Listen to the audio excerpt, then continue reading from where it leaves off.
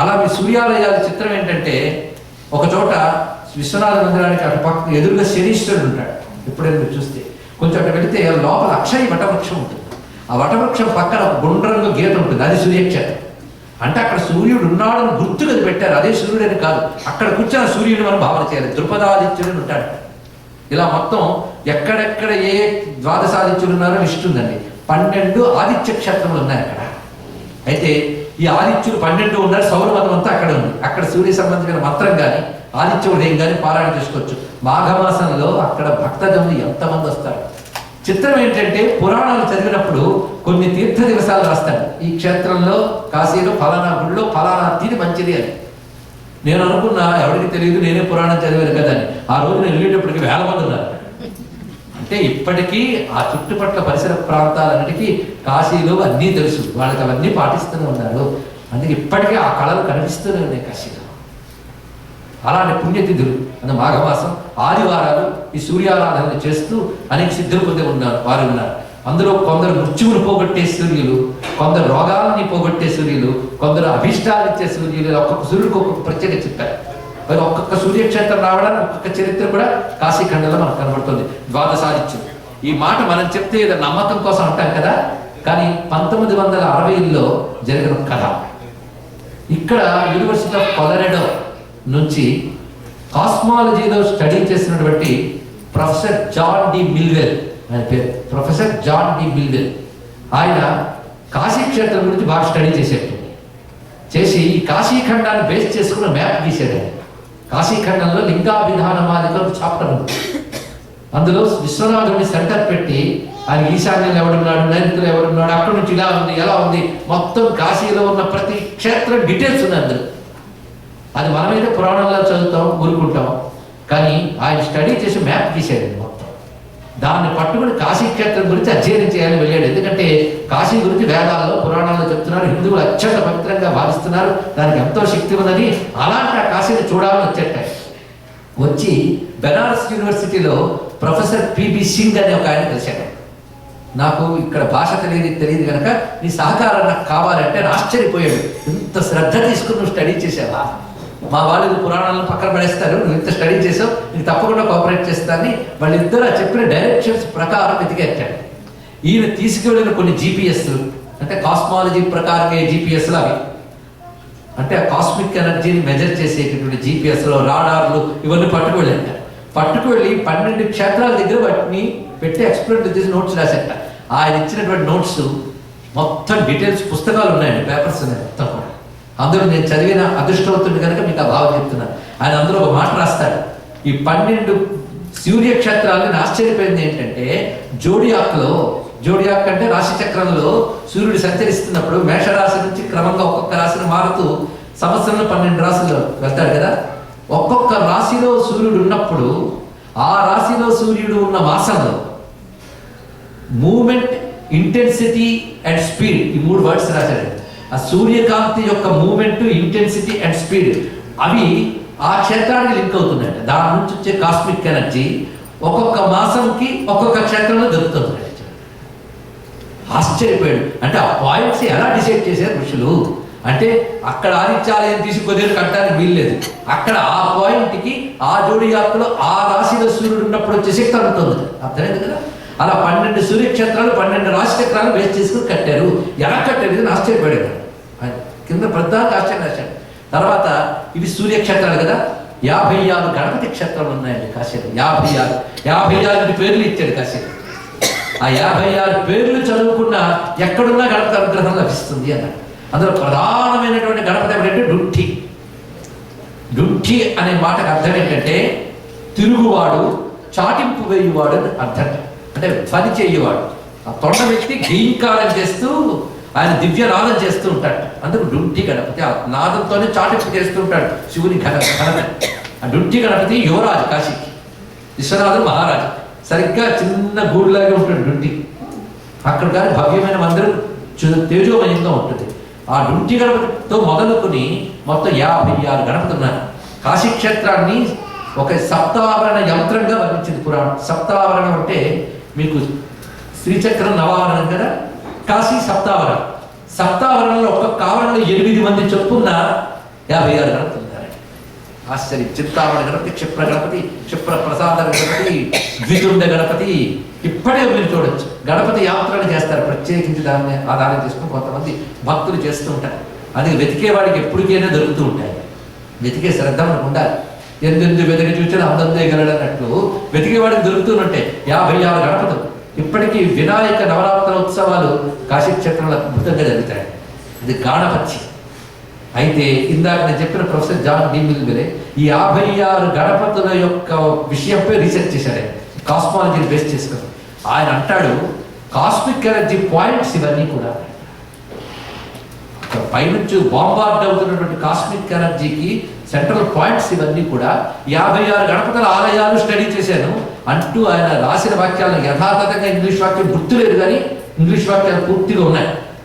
మీరు కావాలంటే పరిశోధించవచ్చు. అందులో స్పష్టంగా రాస్తాడు ఏంటంటే, ఈ పాయింట్స్ని నేను ఇప్పుడు మిషనరీ సహాయంతో రీసెర్చ్తో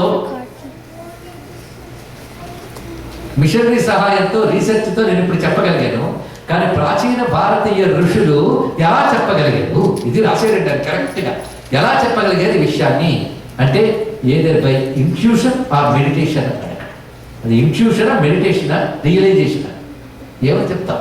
కానీ మొత్తానికి వాళ్ళ ప్రజ్ఞ మాత్రం అమోఘం. భారతీయ ఋషులది ఎలా కనిపెట్టారు ఈ పాయింట్స్? మిషనరీ సదుపాయం లేకుండా ఆ రోజుల్లో ఎలా కనిపెట్టారో అన్నాడు ఇక్కడ.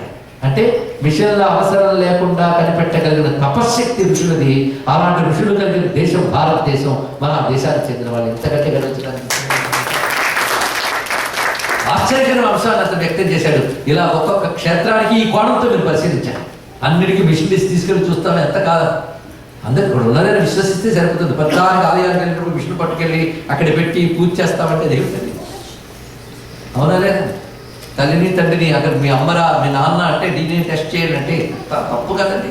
వాటి మాట కలగా అన్నిటికీ నేను టెస్ట్ చేస్తా, లాజిక్ చేస్తా అంటే ఇలాగే ఉంటుంది అబ్బాయి.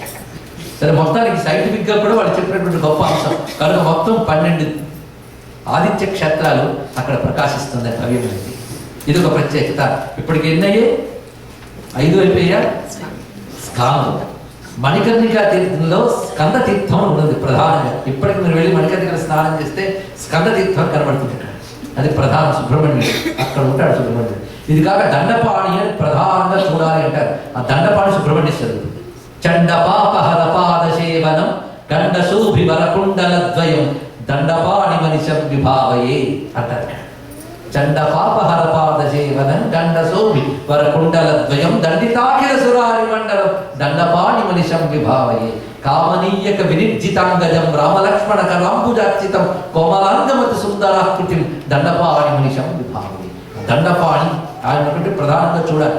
ఆయన కాలభైరవుడి దగ్గరలోనే ఈ దండపాణి క్షేత్రం ఉంది. అక్కడికి వెళ్తే దండంతో కొడతారు కూడా. ఆయన సేనాపతి అక్కడ. ఆయన ప్రధానంగా అక్కడ ఒకటి ఉన్నది. విశ్వనాథుని మందిరం నుంచి మనం కొంచెం నడుస్తూ కాలభైరవుడి దగ్గరికి నడుస్తున్న తోవలో మరొకటి కనబడుతుంది. 2 కనబడతాయి మనకి దండపాణి క్షేత్రం. ఇవి ప్రధానమైన. ఇక మణికర్ణిక, గంగా, కాశీ గంగా, దీనికి ఒక ప్రత్యేకత. గంగా అని పేరు వింటేనే భారతీయులంతా పులకిస్తుంది. దాని చుట్టూ ఎంత సంస్కృతి, ఎంత ఆత్మీయత అన్నీ పెంచుకున్నాం. అయ్యా నేను కాశీకి వెళ్ళానంటే గంగ చూడగానే స్నానం చేయబుద్దే లేదు, వచ్చేసానండి. పూరి దౌర్భాగ్యుడా అన్నాను. అక్కడ దాకా వెళ్ళి కూడా వాడు చేయలేదండి. అయితే కాశీ గంగలో కొన్ని మాలిన్యాలు కనబడుతూ ఉంటాయండి, చెత్తగా ఉంటుందంటే ఆవిడ చేసింది. మీరు నేను మళ్ళాంటి మార్పులు చేసింది. గంగ దోషం అది. అది ఎందుకు జరుగుతుందో పోరాడండి. వెళ్ళి అక్కడ ఒకడు కాదు 10 మేము చేస్తే ఏమవుతుందండి అని కదా వెళ్ళడం పోరాడమే. మన వరల్డ్ బ్యాంక్ ప్రెసిడెంట్ కాశీకి వెళ్ళి గంగను చూసి ఏడ్చాడు తెలుసా, కళ్ళ నీళ్ళు వచ్చేట మహాత్ముడికి. ఆయన అన్నాడు, హిందువులు అత్యంత పవిత్రంగా భావించే గంగకి ఇలాంటి దుస్థితి పట్టింది ఏమిటి? ఆయన కళ్ళ నీళ్ళు తిరిగేట. కానీ మన ప్రభుత్వాధినేతలు కళ్ళ నీళ్ళు తిరగవు. వాడు గంగ పవిత్రం అనిపించదు. పాపాత్ములు అతనికి అనిపించింది. దానికి వరల్డ్ బ్యాంక్ తరఫున నిధి ఇస్తానని మాట ఇచ్చాట. పొరపాటు నిధి ఇచ్చేసాడా మన అతికి దగ్గర తినేస్తాడు. వచ్చింది అలాంటి పాపం. ఒకవైపు ఇండస్ట్రియల్ ఎఫ్లుయెన్సెస్ వదిలేస్తూ ఇంకోవైపు వెళ్ళిన వాళ్ళు అక్కడ ఉమ్మి షాంపూ స్నానాలు చేసి బట్టలు ఉతుకుతూ ఉంటే దుర్భాగ్యం. మనకు నదీ స్నానం ఎలా చెయ్యాలో చెప్పారండి. నా నిశ్చీవ నా మూత్రపురి శంకర్య నదీ స్నాన నియమాలు వేదంలో చెప్తున్నాడు. నది సమీపంలోగా నదిలో కానీ ఉమ్మరాదు. మలమూత్రమును విసర్జించరాదు, బట్టలు పిండరాదు, అభ్యంగ స్నానం నదిలో చేయరాదు. 3 మార్లు మునకలేసి రావడమే, నదిలో ఈత కొట్టరాదు. అది కూడా పవిత్రమైన నదుల్లో ఈత కూడా కొట్టరాదు. ఇంత చక్కగా శాస్త్రం చెప్తే పుణ్యం వస్తుందని ఆపద వెళుతున్నామే కానీ ఎలా స్నానం చేస్తే పుణ్యం వస్తుందో తెలుసుకోలేకపోతున్నాం మనం. అందుకు మనం చేయాల్సిన కర్తవ్యం ఏంటంటే మనం అలా చేయాలి. ఎవరైనా మన కళ్ళ ముందు చేస్తుంటే కనీసం చెయ్యొద్దు, నిరోధమైన చేయాలి. అయితే ఇదివరకటి కంటే ఇప్పుడు కొన్ని మార్పులు చేశారు. గంగా సేవానిధి సంఘాలు అంటే పెట్టారు. ఒక సైంటిస్ట్ ప్రత్యేక పరిశోధనతో గంగా రక్షణ కోసం ఉద్యమిస్తున్నాడు. అనేక మంది సన్యాసులు ఒక గుంపుగా కలిసి గంగను రక్షించడానికి ఉద్యమాలు చేస్తున్నారు. కానీ అవి ప్రభుత్వాల దాకా వెళ్ళడం లేదు. వీటి గురించి ఏం చేయాలి అనేది ఆలోచించి కొత్తైనా మనం ప్రయత్నం చేయాలి. చెయ్యాలని అనుకుంటుంటే ఏదో ఒక మార్గం దొరుకుతుందండి, ప్రయత్నించాలి. అందుకు ఎలా ఉన్నప్పటికీ కూడా గంగా పవిత్రమే. ఒక జర్మన్ ఆవిడ అసీఘాట్లో ఉంటున్నారు. ఆవిడ ఇంటర్వ్యూ ఇండియన్ ఎక్స్ప్రెస్లో వచ్చింది. అందులో చదివి మీకు చెప్తున్నాను. అయ్యా మీ శ్రీనాథ్ కాశీకరణ చెప్పకుండా ఇవన్నీ చెప్తున్నాను అన్నంత. ఆ పద్యాన్ని చదువుతాను, చాలా వచ్చు. అప్పటికి వదలట్లేదు. అసలు కాశీ అంటే ఏమిటో ముందు తెలియాలని నా తాపత్రయం. ఆ జర్మన్ నుంచి ఒక ఆవిడ ఎలా వచ్చారంటే ఒక జర్నలిస్ట్గాను, తర్వాత మానవ హక్కుల సంఘం హ్యూమన్ రైట్స్ సంఘం పంపితే వచ్చిందండి ఆవిడ. ఎప్పుడో తెలుసా మీకు? డిసెంబర్ 6న బాబ్రీ మసీద్ కూల్చేసినప్పుడు స్టడీ చేయడానికి ప్రపంచంలో అన్ని వైపు నుంచి హ్యూమన్ రైట్స్ తరపున పంపించారు. అందులో ఆవిడ వచ్చారు. ఆవిడ వచ్చి అసలు అయోధ్య చరిత్ర చూసి ఆవిడ చాలా ఆశ్చర్యపోయి హిందువులకు చాలా అన్యాయం జరిగిందని ఆవిడ చూపించింది. ఆ తర్వాత ఆవిడ కొన్ని ప్రయత్నాలు చేసి నేను భారతదేశంలోనే జీవిస్తాను అని ఆవిడ అనుమతి తీసుకుని వచ్చి కాశీలో స్థిర నివాసాన్ని ఏర్పరచుకుంది. ఆవిడ ఒక మాట ఇంటర్వ్యూలో చెప్పింది, కాశీ గంగలో స్నానం చేస్తే రోగాలు వస్తాయనేది కొందరు కల్పించిన అబద్ధమే. ఎలా ఉన్నా కాశీ గంగకున్న శక్తి అంతా ఇంత కాదు. నాకు ఒకవేళ రోగం వస్తే గంగలో స్నానం చేస్తే పోతుంది అని రాసింది. గంగలో స్నానం చేసి గంగా జలపానం చేయడం.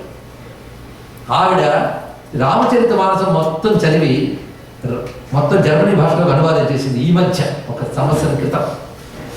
చేయడమే కాదు, ఆవిడ కాశీఘాట్లో గదిలో సాధన చేసుకుంటుంది. మంత్ర జపం సాధన చేసుకుంటూ పైన శ్రీరామ జయరామ అసలు షాలు విస్తుంటుంది ఆవిడ, జర్మనీ ఆవిడ. అందుకు గంగ గురించి మాట్లాడేటప్పటికల్లా కలువు గంగైవ కేవలం. కలియుగంలో పాపాలకి ప్రాయశ్చిత్తం ఏంటయ్యా అంటే గంగ. అంటే నేను ఇప్పుడు పాపాలన్నీ చేసి గంగలో మునుగుతాను ప్రిపేర్ అవ్వను కాదు ఇక్కడ. అసలు ఒకవేళ మనం పాపాలు చేసి ఏమైనా పశ్చాత్తాపం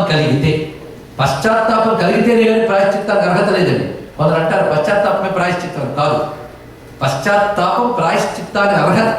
మనం తప్పు చేసాం, తెలుసో తెలియకో, అయ్యో చేసేమైనా పశ్చాత్తాపం, తర్వాత బాధపడాలి. ఆ బాధపడి బయటపడ్డ వెళ్ళగానే గంగలో స్నానం చేయాలి. సంకల్పపూర్వకంగా గంగలో స్నానం చేయడం కాశీకి చాలా ముఖ్యం. అందుకు కాశీ గంగ ప్రధానంగా ఉంది అని ఎక్కడున్న కాశీ గంగ ఒక ఎత్తు, కాశీలో గంగ ఒక ఎత్తు. కాశీ గంగకు ఉన్న విశేషం చాలా. పైగా కాశీ గంగ కూడా కాశీ తగులుతున్న గంగ అండి. కొందరు వెళ్ళి ఆ ఒడ్డుకెళ్ళి స్నానం చేస్తారు. ఆ ఒడ్డుకెళ్ళి స్నానం చేస్తే ఫలితం ఉంటుంది. ఈ ఒడ్డునే స్నానం చేయాలి. దానికి కూడా లౌకికంగా ఇటీవల కొన్ని అనుభవాలు ఉన్నాయి, కానీ అన్ని అనుభవాలు చెప్పడానికి సమయం నేను తీసుకోవట్లేదు. కానీ కాశీకి తగులుతున్న గంగలోనే స్నానం చేయాలి. మన సమయాలు మనం నిర్ణయించుకుని వెళ్ళి స్నానం చేయవచ్చు. కానీ కాశీ గంగని శుభ్రపరిచి, అంటే భౌతికంగా శుభ్రపరచాల్సిన అవసరం ఉంది. చాలా కాలం క్రితం గంగా క్లెన్సింగ్ ప్రాజెక్ట్ ఇక్కడ పెట్టారు, తెలుసు కదా రాజీవ్ గాంధీ టైంలో. ఆ నిధులను ఎక్కడికి పోయో ఎవరికి తెలియదు, వేరే విషయం. ఆ కాలుష్యం మాత్రం ఆవిడ పోగొట్టలేకపోతున్నాడు. ఆ రాజీవ్ గాంధీతో మాట అన్నారు, మీరు గంగని ప్యూరిఫై చేస్తున్నారు కదా అంటే గొప్ప మాట అన్నాడు రాజీవ్ గాంధీ.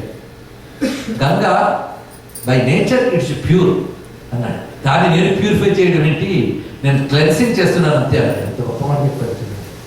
అందుకు గంగలో ప్యూరిటీకి ఎప్పుడు నష్టం రాదు, పవిత్రత వేరు. అందుకు అటువంటి గంగకి నమస్కారం. అయితే మన క్షేత్రాల పట్ల చేస్తున్న అపచారం, తపోభూముల పట్ల మనం భోగభూముల్లాగా టూరిస్టులాగా ప్రదర్శించినందుకు గంగ కోపగించుకుంది, తన ప్రభావం చూపించింది, మనందరికీ తెలుసు. ఇది ఒక హెచ్చరిక. ఇప్పటికైనా ఎన్విరాన్మెంట్ పట్ల ఎలా ఉండాలి. భారతీయ సంస్కృతి ఎప్పుడు ఎక్కువ ఫ్రెండ్లీ, గుర్తుపెట్టుకోండి. ఎన్విరాన్మెంట్ని చాలా ప్రధానంగా చూసుకుంటుంది. కానీ మన సంస్కృతిలో ఇతర దేశాలు దాడి చేసి మన మీద నిరంతర హింస చేయడం వల్ల మన దగ్గర నాగరికతను మనం కాపాడుకోలేకపోతే దెబ్బతినేసాం, అందులో సందేహం లేదు. అందువల్ల మనకి కాలుష్యాలు వచ్చాయి. కానీ పాశ్చాత్యులు అంతకు ముందు వచ్చినటువంటి దుర్మార్గులు వీళ్ళ దాడులకు ముందు కాశీ చాలా గొప్పది. నిరంతరం దాడులు, ఎప్పటికీ రొమ్ము విరుచుకుని భయంకరంగా తిరుగుతూ ఉంటారు కాశీలో వాళ్ళు. కానీ వాళ్ళ క్షేత్రాల్లో ఒక్క హిందువు తిరగలడా, ఒక హిందూ మందిరం నిర్మాణం చేయగలడా? చిన్న గడపను గుడి పెట్టండి అక్కడ, మక్కాలో కానీ జెరూసలేం బెత్లెహేంలో కానీ పెట్టగలమా? ప్రాణాలు కానీ అలా చూడండి చరిత్ర. ఇది బాధపడవలసిందే. సరే, ఒక్కొక్కప్పుడు ఒక మంచి మతానికి కానీ ఒక దేశానికి కానీ ఒక కాలికాలం వస్తుంది. మానవ జీవితంలో కూడా ఒక బ్యాడ్ పేజ్ వస్తుంది. అది అప్పటి వాళ్ళ ప్రారంభం. ఇప్పుడు మన ప్రారంభం బట్టి అది ఏర్పడింది. కానీ ఎప్పటికైనా కాశీ బాగుండుగాక అని మనం నమస్కారం చేసుకున్నాం. మొత్తానికి షణ్మతాల క్షేత్రం, గంగకు ప్రధానమైనటువంటి క్షేత్రం, పైగా కాశ్యాంతు మరణాముక్తి. ఇది కూడా చర్చ చేసుకోవాలి, చాలా ముఖ్యమైన విషయం. కాశీలో మరణిస్తే మోక్షం అని చాలామంది వృద్ధులు అక్కడికి వెళ్తుంటారు. కానీ ఎదురు చూస్తూ వస్తుందా? కాశీలో 99 ఏళ్ళు జీవించి ఆఖరి మనవరాలు పెళ్లి చేస్తేనే ఎలాగైనా రావాలి ఇంట్లో పడుతున్నా సరే బయలుదేరి వచ్చింది. సరిగ్గా హైదరాబాద్ వచ్చి 5 రోజులు తెచ్చింది. జరిగేయండి ఇవి. అది యోగం అంత ఆయన అంత తేలిగ్గా పోనివ్వడం చిత్రమది. కాశ్యాంత మరణాముక్తి మీద మన మీద మాట్లాడి జోకులు వేసుకోవడం కాదు, దాని గురించి శాస్త్ర చర్చ ఉంది. శంకర భగవత్పాదుల వారి యొక్క శిష్యుడు సురేశ్వరాచార్య కాశీ మరణ వివేకం పుస్తకం రాశాడు. అయ్యా, జ్ఞానం వస్తే కానీ మోక్షం రాదని వేదాంతం చెప్తుంటే కాశీలో చేస్తే మోక్షం వస్తుంది ఎలా చెప్తాను నువ్వు అన్నదాన్ని చాలా అద్భుతమైనటువంటి వివరణ రాశాడు. శివపురాణంలో వివరణ ఉంది. వివరణలు ఎంత లాజికల్గా రేషనల్గా ఉంటాయి, ఆశ్చర్యపడుతుంది. కాశ్యాంత మరణాముక్తి దీని గురించి. అయితే కాశీలో మరణించిన సమయంలో ఆ దేహం అలాగే ఉంటుంది. ఆ సూక్ష్మ దేహానికి పరమేశ్వరుడు తారక మంత్రం ఉపదేశం చేస్తాడు చెవులు. తారక మంత్రం అంటే మన రామనామం అని అంటాం, కాదని కూడా కాదు. శివుడి చెవులో ఏం చెప్తాడో మనం చెప్పగలమా? అందుకు అది రామనామం డిసైడ్ అయిపోవద్దు. ఎందుకంటే రుద్ర తారక బ్రహ్మ వ్యాచష్టే వేదంలో ఉంది మాట. కాశీలో మరణించిన వాడికి రుద్రుడు తారక బ్రహ్మమును ఉపదేశించాడు. తారక బ్రహ్మం అంటే మోక్షమునిచ్చున్నది అని అర్థం. తారకము అని చెప్పబడుతూ వేదాల్లో కొన్ని ఉన్నాయి. ఓంకారాన్ని తారకం అంటారు, నమశివాయ తారకం అంటారు, నమో నారాయణాయ తారకం, రామ తారకం. ఇవన్నీ తారక మంత్రులు. ఏ జీవుడికి ఏది తారకమో పరమాత్మ తెలుసు. బ్రహ్మ విద్యకి తారకం అని పేరు మరొకటి. పరమేశ్వరుడు చెవులో చెప్తాడు. అంటే బ్రహ్మ విద్య వస్తే కానీ మోక్షం రాదండి. బ్రహ్మ విద్య గురువు నుంచి పొంది సాధన చేసి క్రమంగా భక్తులు పొందాలి. కాశీలో ఏమవుతుంది, వాడు మరణించాడు కనుక వేరే గురువు దగ్గర పొంది సాధన చేసే అవకాశం లేదు కదా. శివుడే చెవులో చెప్తాట. శివుడు చెవులో చెప్తే మరి సాధన అవి చేయక్కర్లేదు, తగలడమే. అది లోపలికి ప్రవేశిస్తుంది, జీవుడు ముక్తి పొందుతాడు. ఇది జరుగుతుంది. ఎలాగో అంటే పయ్యద వీచు అచలాధిపతి కూర్మి ఆడు బిడ్డ. ఆ మరణించిన సమయంలో జీవుడికి అమ్మవారి దగ్గర నుండి బయటతో విసురుతుంటారు. ఎంత రమ్యమైన భావంతుంది. తర్వాత గంగని తొండంలో నింపుకుని శీకరాసారంపు చిలుకు డుంకి ఆ తొండపు చివరులతో నీళ్లు జరుగుతూ ఉంటాట. మరణ సమయంలో యాతన రాకుండా ఎవరు? గణపతి. ప్రమదోత్తముడు భృంగి భయరక్షణార్థమై పాలభాగముపై భసిత రేఖ. అంటే సాక్షాత్ భృంగి వచ్చి యమయాతనలు భూత ప్రేతాల దగ్గరికి రాకుండా విభూతి పడతాడు. ఆయన పెట్టే మార్క్ అది, ఎవరి దగ్గరికి రావడానికి వీలేదు. ఇలా పడి ఉంటే అమ్మవారు అక్కడ విసురుతూ ఉంటే శివుడి దగ్గరికి వచ్చి దక్షిణ స్థితి మీదిగా రాత్రి జల్లి పెద్ద నిద్రకు మాగన్ను పెట్టువేళ. ఎంత గొప్ప మాట అండి, పెద్ద నిద్రకు మాగన్ను పెట్టువేళ. ఎంత అందమైన తెలుగు మాట, ఒక్క సంస్కృతం మిక్స్ లేదండి. పెద్ద నిద్ర అంటే మరి లేవని నిద్ర ఏంటది? మరణం. దానికి మాగన్ను పెట్టువేళ. నిద్రపోయే ముందు మాగన్ను, అలా మరణానికి ముందు దశ. పెద్ద నిద్రకు మాగన్ను పెట్టువేళ. ఆ సమయంలో శివుడి దగ్గర పెట్టుకుని దక్షిణ శృతి మీదుగా కుడి చెవి నుంచి ఉపదేశం చేస్తాట. చిత్రం, కాశీలో మరణించిన వారు ఎవరిని చూడండి, కుడి చెవి వైపు. నేను స్వయంగా కాశీలో మరణించిన ఒక భాగ్యవంతుడు చూశాను. ఎన్నో హిస్టరీలు ఉన్నాయి, జరుగుతుంది అది. అయితే ఇవి మనం చెప్తూ ఉంటే మనం చూడడానికి నమస్కారం చేయలేదు. కానీ రామకృష్ణ పరమహంస జీవితంలో అద్భుత ఘట్టం. పరమహంస సరిగ్గా పడవలో వెళుతున్నట్టు శిష్యులతో కాశీక్షేత్రం. ఇప్పటికీ కాశీలో పరమహంస ఉన్న భవనం ఉందండి, కేదార్ఘట్లో. ఆయన ఇక్కడ ఉన్నారు అని గుర్తు పెట్టారు. పరమహంస కబుర్లు ఆడుకుంటూ పడవలో వెళ్తున్నారు. సరిగ్గా మణికర్ణిక ఘట్టం వచ్చేటప్పటికల్లా పరమహంస పరుగును పడవ కొసకెళ్ళి పెట్ట. ఏంటినా వెళుతున్నారు వీళ్ళు చూడలేదు. అని అక్కడికి వెళ్ళి 2 చేతులు దోయిలించి కళ్ళ ఆనందాశ్రులు రాలుతూ ఉంటే ఊగిపోతున్నట్టు. ఏమిటయ్యా అంటే కొంతసేపటిగా తేరుకుని నాకు అక్కడ దృశ్యం కనబడింది అన్నట్టు.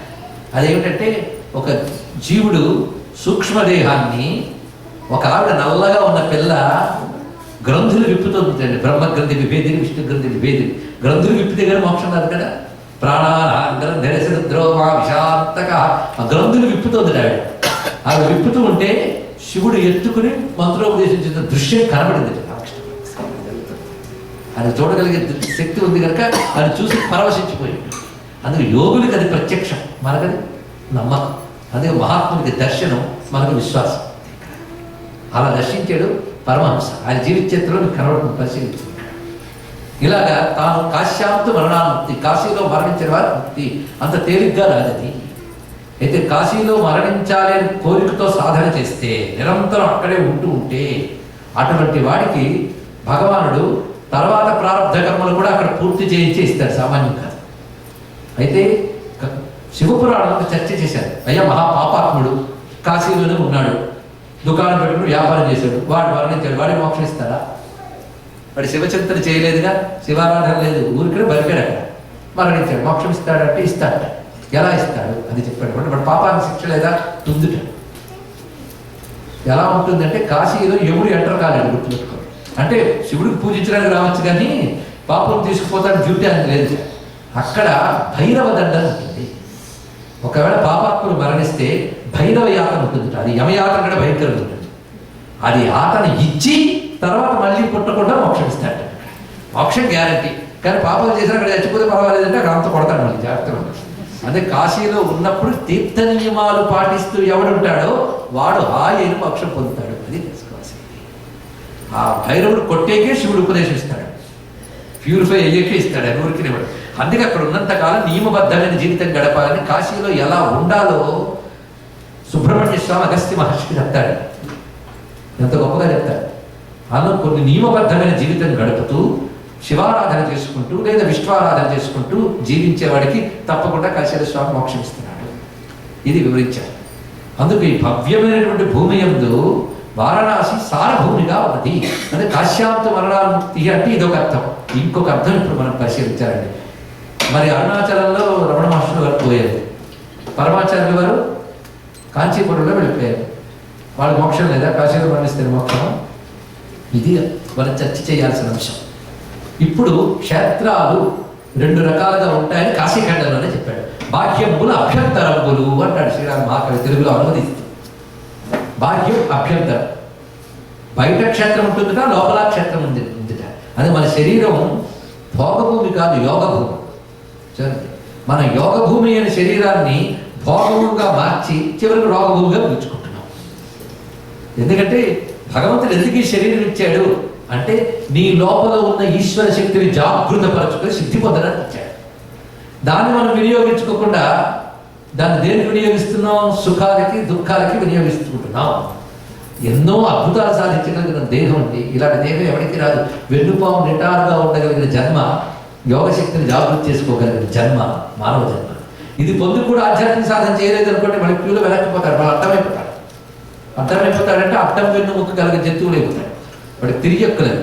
ఒక్క మానవుడికి, అదే మానవుడికి పురుషుడు అని పేరు.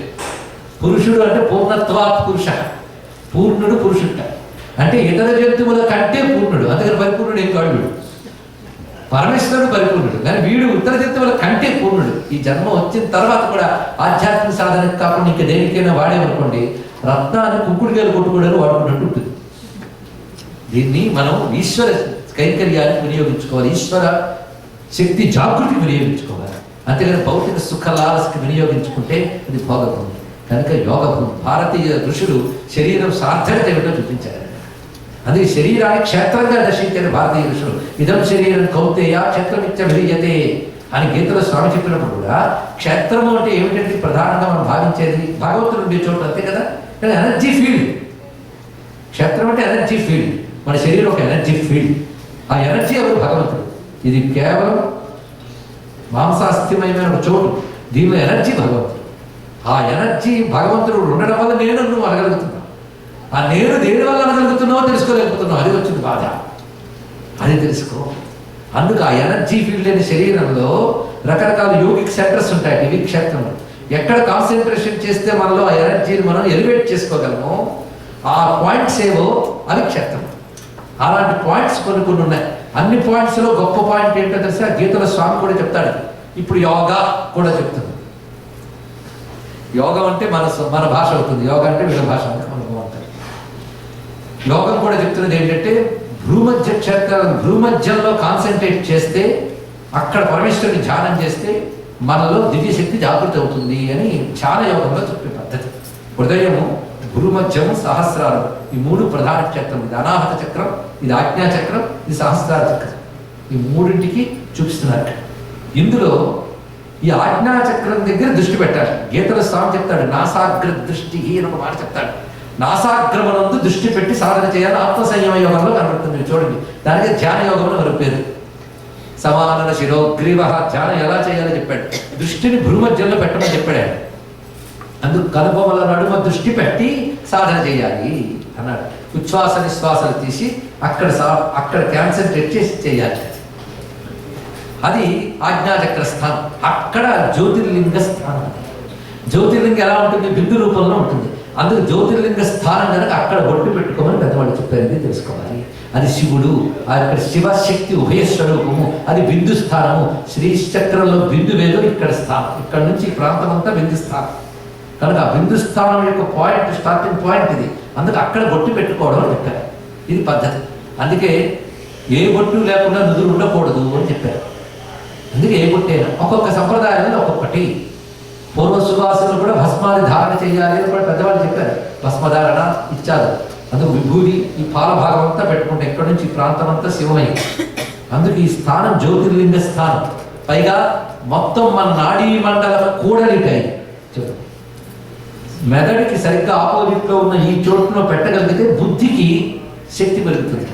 ఇక్కడ ధ్యానం చేస్తే మెదడుకి శక్తి, మేధస్సుకి శక్తి వస్తుంది అని శాస్త్రం చెప్తున్న విషయం. యోగ శాస్త్రం ప్రకారంగా అది సైంటిఫిక్గా కూడా ఇప్పుడు ఒప్పుకుంటున్నారు. ఇక్కడ కాన్సన్ట్రేట్ చేస్తే అది ఆజ్ఞ. ఆజ్ఞ అంటే ఆర్డర్. మన శరీరానికి ఆర్డర్లు వేయగలిగే మెదడుకి కంట్రోల్ పెట్టగలిగే శక్తి దీనికి ఉంది. ఆ డివైన్ ఎనర్జీ మెదడులకు పంప్ చేస్తుంది ఇక్కడ ధ్యానం చేయగలిగింది. అంతేకాదు మరొక విశేషం ఏంటంటే ప్రకృతి నుంచి మనం పొందేది, మన నుంచి ప్రకృతిలోకి వెళ్ళేది ఈ పాయింట్ ద్వారం లేదు సరిగ్గా. మనం ఏదైనా ఎనర్జీని, పాజిటివ్ ఎనర్జీవో నెగిటివ్ ఎనర్జీ పొందితే దీని నుంచే పెడతారు. అదే దీన్ని తరినయ్యి అని కూడా మన వాళ్ళు చెప్తారు.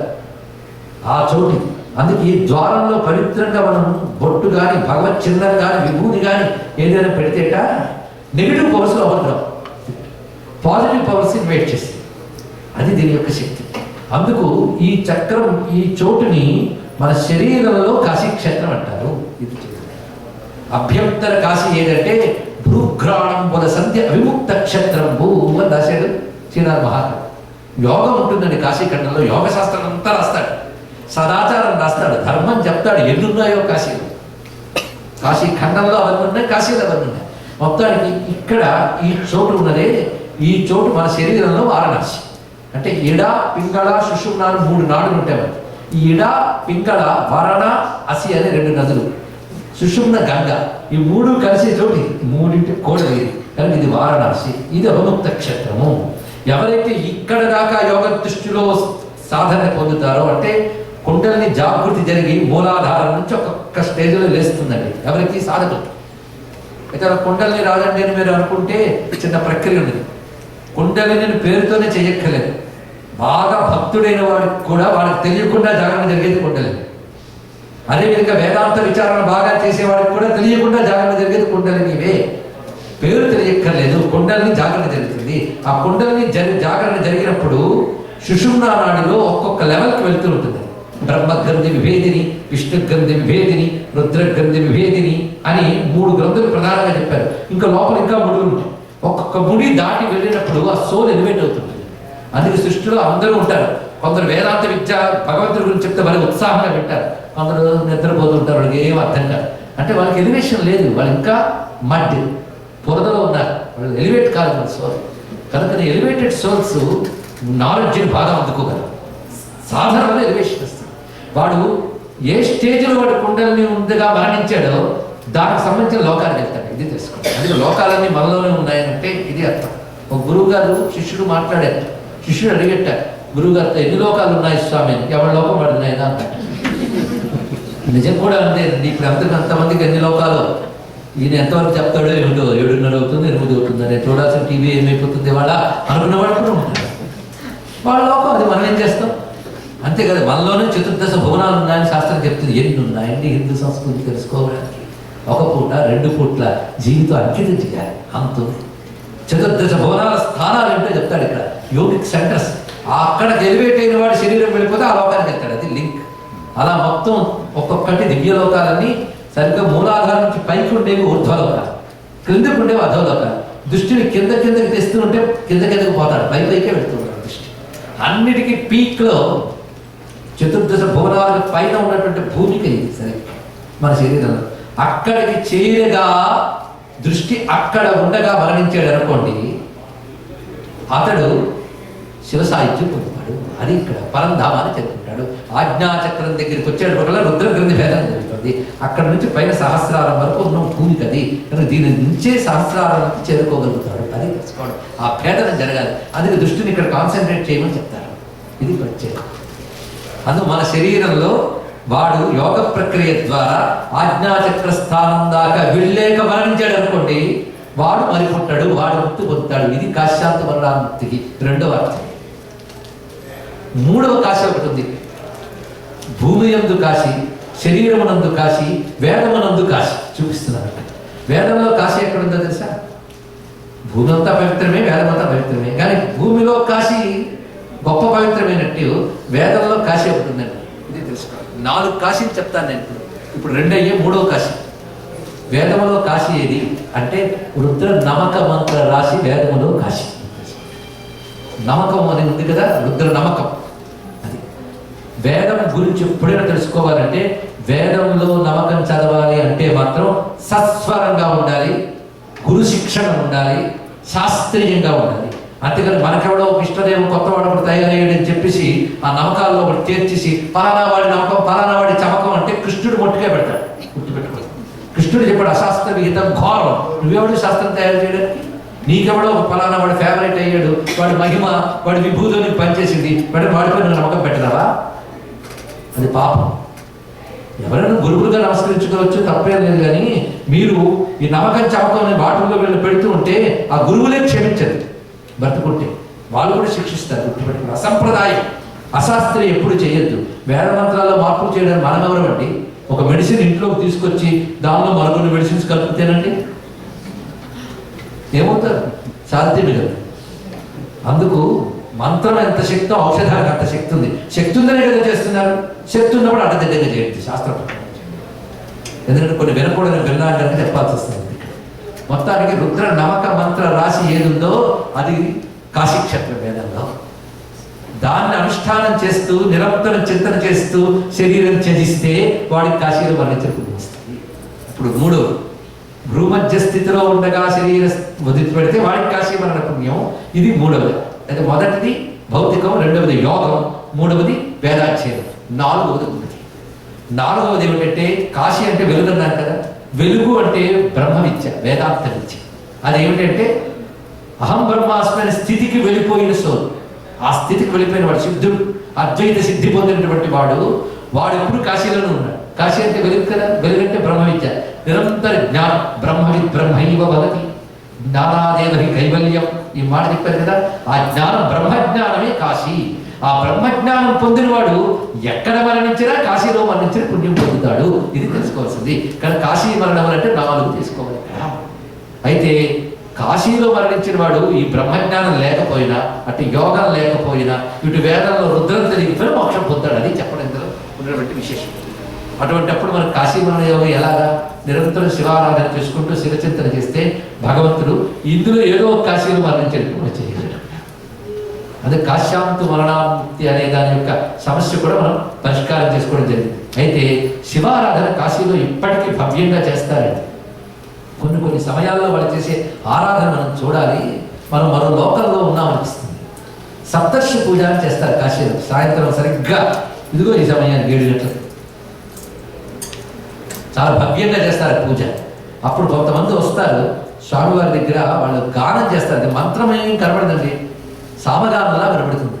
వాళ్ళ మంత్రం చదువుతూ స్వామివారికి అభిషేకం చేసి అలంకారం చేసి చెట్ట చెరుగు ధూపం ఇచ్చి బ్రహ్మం నాదం చేస్తూ ధ్వనులు చేస్తూ మధ్యలో మోగిస్తూ చేస్తూ ఉంటే కైలాసం కనబడుతుంది. అసలు వాళ్ళు ఒక్కొక్కరు తేజిస్తూ ఉంటారు. వాళ్ళకంటూ ప్రత్యేకమైన పురోహితులు ఉన్నారు. చిత్రం ఏంటంటే అంతా ఇక బయటకు వచ్చి మనం డబ్బులు అడుగుతూ ఉంటారు, అది వేరే విషయం. అమ్మ వాళ్ళు జీవించారు, మనం అనడానికి లేదు, మనం పనిచేసి సంపాదించట్లే, వాళ్ళు అనడం కాదు. కానీ ఆ సమయం సప్తర్షి పూజ అని ఉంటుంది. అంటే దీని అర్థం ఏంటంటే అప్పుడు సప్తర్షుల శక్తులు అక్కడ ఆవహిస్తాయి. అందుకు వాళ్ళని కూడా వాళ్ళు మర్చిపోతారు, మనం కూడా మనం మర్చిపోతాం. మనకు ఎదురుగా లింగం కనబడుతుంది, ఆ వచ్చిన సప్తర్షులకు జ్యోతి కనబడుతుంది, వాళ్ళు చేస్తుంటారు పూజ. శివుడికి ఎవరెవరు ఏ ఏ సమయాల్లో ఎలా పూజ చేస్తారో శ్రీనాథ మహాకవి వర్ణిస్తున్నాడు. ఒక్కసారి మనం చూద్దాం. శివుని నివాళించు శేషాహి నడురేయి బహు ఫణారత్న దీపముల చేత అంతర్హితంబులై అర్చించు ఈశాను ఫలపుష్పముల కల్ప వృక్షజాతి కామధేనువులైదు ఖండేందు శేఖర్ ఉదస్య ధారల లోలన నిధులు 9 కంఠే కాలులకు నిచ్చు నిర్మల మనులు కారికలుగా కశికా పట్టణంబు శంకరుని నెలం కలి ప్రవేశింపరానంద కారణమున శ్రీనివాసంబు వారాణసీపురంబు ముక్తి సంధాయకంబు అవిముక్త వెలని. ఇది శ్రీనాథ మహాకవి కవిత్వం. శివుని నివాళించు శేషాహి నడులేయి. ఆదిశేషువు అర్ధరాత్రి సమయంలో శివ పూజకు వస్తాడు. అర్ధరాత్రికి తురీయ సంధ్య అని పేరు. మనకు త్రిసంధ్య తెలుసు, తురీయ సంధ్యని అర్ధరాత్రి అంటారు. అదే లింగోద్భవ కాలం. ఆ తురీయ సంధి స్థితి ఏమిటో తెలుసా? బ్రహ్మగ్రంథ విష్ణు గ్రంథ రుద్రగ్రంథ విభేదం జరిగిన తర్వాత స్థితి తురీయం అంటే ఆ తురీయ సంధ్య. అందుకే భృఘ్రాణముల సంధి సంధ్య, ఇది సంధ్య. ఇక్కడ ఉపాసన చేస్తే అది సంధ్య ఉపాసన, మన శరీరంలో సంధ్య. అందుకు ఆ దివ్యమైనటువంటి తురీయ సంధ్యా సమయంలో ఆదిశేషువు 1000 పడగలతో వచ్చి తన రత్నములతో స్వామివారికి హారతులిస్తాడు. ఇవి మనకు కనబడతాయా అంటే మనకు కనబడవు. మనకు కనబడితే వాళ్ళ దేవతలు ఎలా అవుతారు? మనకు మళ్ళీ వాళ్ళే కనబడతారు. మరి దివ్యదేహాలతో వస్తారు. ఇప్పటికీ కాశీ క్షేత్రంలో మామూలు కంటికి కనబడకుండా అనేక మంది యోగులు వస్తుంటారు, మహానుభావులు వస్తుంటారు. చూడడానికి ప్రచ్ఛన్నంగా కనిపిస్తారు. అంటే పోల్చలేము మనం, ఎందుకంటే మనం పోల్చుకోకూడదని కూడా అలా వస్తారు. గురువుగా కనబడాలని తాపత్రయపడేవాడు నిజమైన గురువు కాడు. నన్ను అందరూ గుర్తించాలో తాపత్రయపడితే వాడి యోగి అయ్యాడు. యోగులకి యూనిఫారం ఉండవు, బ్యాడ్జీలు ఉండవు, యోగులకి విజిటింగ్ కార్డులు ఉండవు, బోర్డులు ఉండవు, గుర్తుపెట్టుకోండి. అవి కూడా ఉన్న యోగి అంటే అదొక భ్రాంతి. మనం ఏం చేస్తాం? నిజమైన యోగులు ఎలా ఉంటారు? ఆశ్చర్యం. ఇప్పటికీ కాశీలో మన కంటికి కనబడకుండా సామాన్య రూపాలతో సంచరిస్తున్న వాళ్ళు అందరూ ఉంటారు. ఈ మధ్య కాశీలో ఇంగ్లీష్ వాడి రూపంతో ఉన్న వ్యాసుడిని చూసి ఒక ఆయన అనుభవం ఉంది. పెద్ద ఆశ్చర్యకరం. వ్యాసుడు కాశీలో ఉండడానికి వీల్లేదు, ఆయనకు శాపం వచ్చింది. అందుకు వ్యాస కాశీలో ఉంటాడు. కానీ పర్వదినాల్లో వస్తూ వెళ్తూ ఉంటాడు. ఆ వచ్చినప్పుడు పోల్చుకోవడం కోసం కొన్ని ప్రక్రియలు ఉన్నాయి. తిక్కన గారు చేసేట ప్రక్రియ. ఊక వేసేట కింద ఊక బియ్యం ఈ పవిత్ర వస్తువుని పుణ్యాత్ములు తొక్కరండి. ఒక చూడ్డానికి చండాలులా ఉండవు నల్లని వాడొచ్చి ఆ ఊకను పక్కకి తోసుకుంటూ నడిచేట. వెంటనే వాడు తిక్కన గారు కళ మీద పడిపోయాడు. ఆశ్చర్యం. ఇలాంటి కొన్ని సన్నివేశాలు ఉంటాయి మనకి. అందుకు కనబడని ప్రచ్ఛన్న వేషాలతో యోగులు మహాత్ములు ఎందరెందరో సంచరిస్తూ ఉంటారు. అందుకే కాశీలో ఏ ఒక్కరిని ఏమి అనరు. ఏ రూపంతో ఎవరు ఉంటారో మనకు తెలియదు. అందుకే కాశీలో ఉన్నప్పుడు వాంగ్ నియమం అవసరం, క్రోధం లేకుండా ఉండాలి, కొన్ని నియమాలు చెప్పారు అక్కడ. అందుకు ఏ రూపంతో ఎవరు ఉంటారో తెలియదు. నాకు జరిగిన చిన్న అనుభవం, కేదారేశ్వరుడు ఆలయంలో రోజు అక్కడ గంగ చాలా అద్భుతంగా ఉంటుంది. అమృతమణి కన్నిక అని పేరు. అక్కడ స్నానం చేసి దక్షిణామూర్తి విగ్రహం ఎదురుగా జపం చేసుకోవడం అలవాటు.